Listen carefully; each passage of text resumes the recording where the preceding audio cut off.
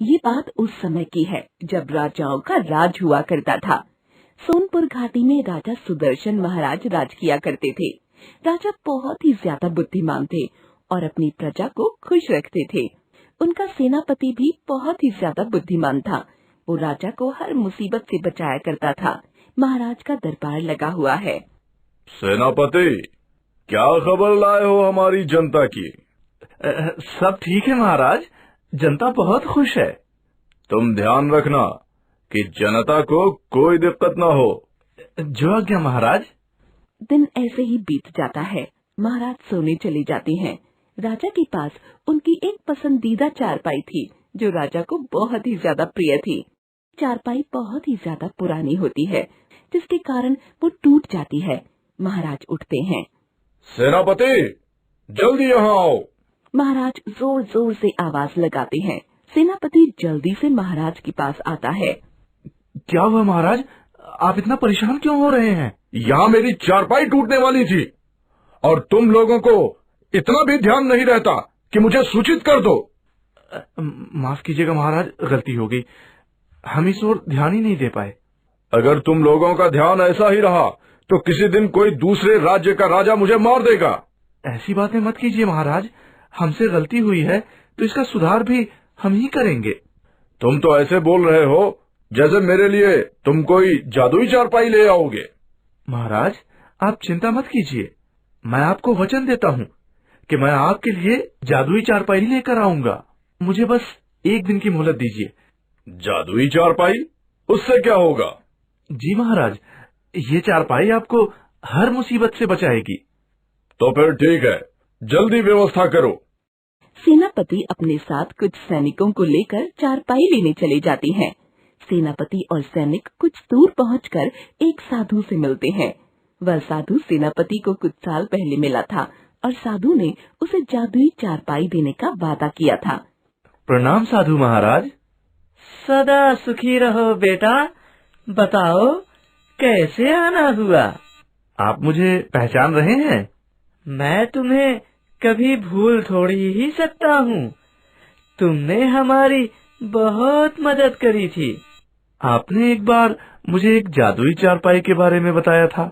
हाँ, बताया था, लेकिन आज अचानक तुम्हें उस चारपाई की याद कैसे आ गई? हमारे राज्य के महाराज की प्रिय चारपाई टूट गई है, तो अब मैं उन्हें जादुई चारपाई देना चाहता हूँ और मैं उसका वादा भी कर चुका हूँ उनसे। वो चारपाई तो मिल जाएगी, लेकिन क्या साधु महाराज? वो चारपाई मैंने एक गुफा में छुपा कर रखी है और चारपाई वही ला सकता है जिसका मन साफ हो और जिसके मन में कोई भी लालच न हो। अगर तुम्हारे मन में लालच होगा तो वो गुफा खुद ही बंद हो जाएगी और तुम भी हमेशा के लिए उसके अंदर बंद हो जाओगे। आप मुझे उस गुफा का पता बताइए, मैं जाता हूँ। साधु सेनापति को गुफा का पता बताता है और सेनापति गुफा की ओर चला जाता है। गुफा में जाने से पहले सेनापति ईश्वर को याद कर साफ मन से हाथ जोड़कर प्रार्थना करता है।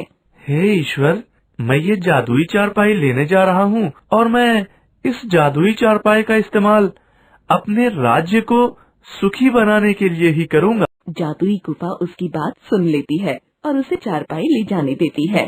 सेनापति चारपाई को लेकर महल में प्रवेश करता है। उसे देखकर राजा बहुत खुश हो जाते हैं। सेनापति, जिस चारपाई की तुम बात कर रहे थे, क्या ये वही चारपाई है? जी महाराज, जी हाँ, ये वही चारपाई है। तुम मुझे ये बताओ कि ये चारपाई मुझसे बात करेगी?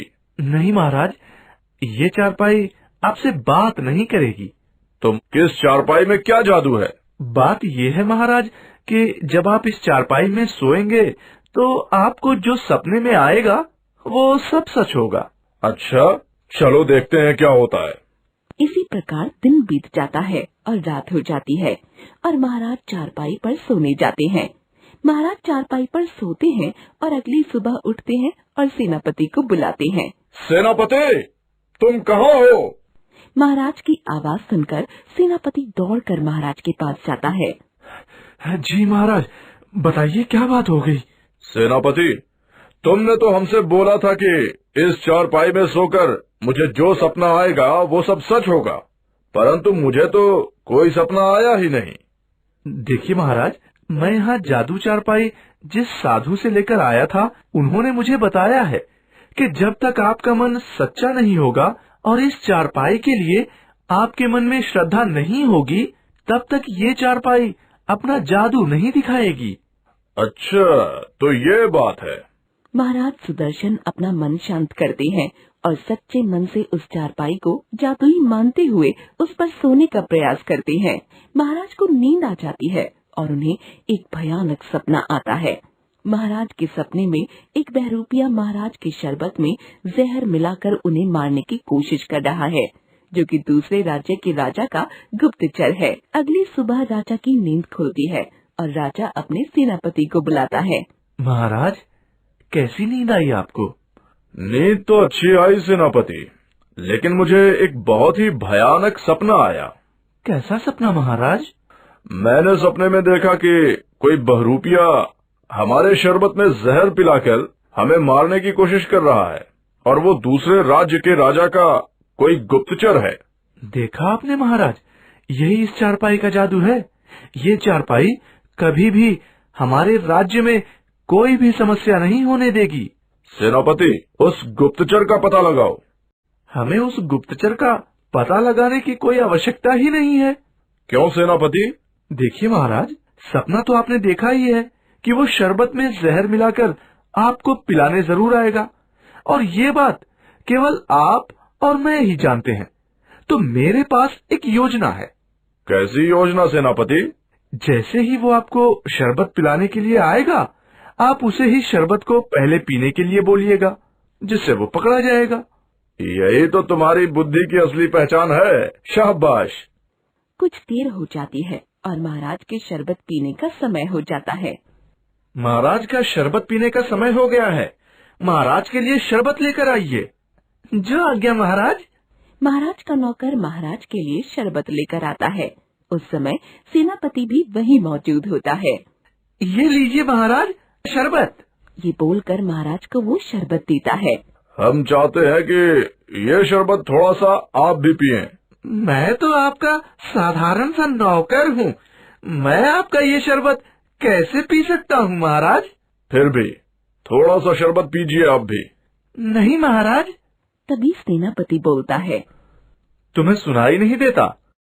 ये महाराज का आदेश है। नौकर शरबत का गिलास पकड़ता है और उसे फेंक देता है। ये क्या किया तुमने? शरबत क्यों फेंक दिया?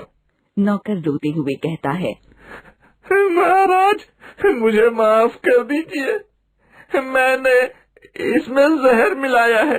आपके पड़ोसी राजा आपको मारने के लिए मुझे भेजे थे। सेनापति, तुरंत इस गुप्तचर को कैद खाने में डाल दो। सेनापति गुप्तचर को कैद खाने में डाल देता है और इस प्रकार सेनापति की बुद्धिमत्ता से और जादुई चारपाई की मदद से महाराज सुदर्शन की जान बच जाती है। ऐसे ही जादुई चारपाई हमेशा महाराज की मदद करती है। इसीलिए कहा जाता है कि जिसका मन साफ होता है, भगवान उसकी मदद करने के लिए किसी भी रूप में आ जाते हैं। जैसे महाराज के लिए जादुई चारपाई आ गई थी।